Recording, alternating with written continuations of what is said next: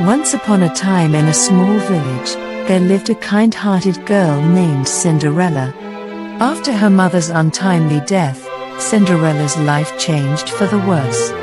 Her father remarried a woman with 2 daughters, Anastasia and Dredrozella, who were cruel and envious of Cinderella's beauty and grace.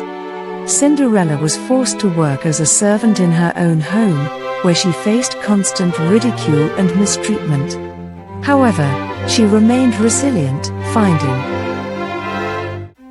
Ella's stepmother and stepsisters were filled with excitement as they prepared for the event, leaving Cinderella alone, desperately wishing she could attend. As Cinderella sat there, a fairy godmother appeared before her, of solace in her dreams and the company of the woodland creatures that often visited her window. One day, an invitation arrived at Cinderella's doorstep. It was an invitation to the grand royal ball held by the prince, Cinder. Warning from her fairy godmother to return before midnight when the magic would wear off.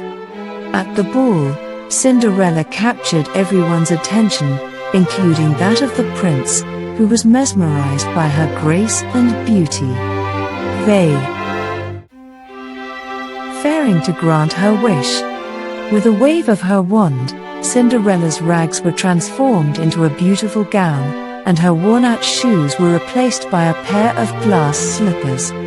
Elated, Cinderella headed towards the ball with Lenfor, searched throughout the kingdom until he reached Cinderella's house. Anastasia and Rosella tried to squeeze their feet into the glass slipper but failed miserably. Cinderella then appeared, brimming with hope, as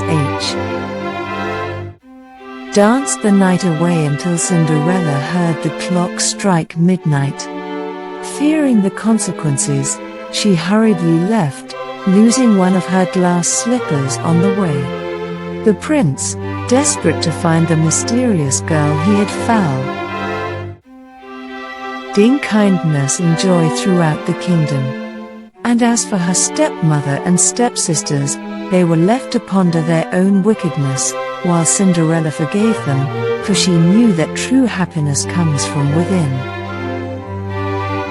Her foot effortlessly slipped into the slipper. The prince recognized her and declared her as his true love. Cinderella was whisked away to the palace, leaving her life of servitude behind. She lived happily ever after, Spria,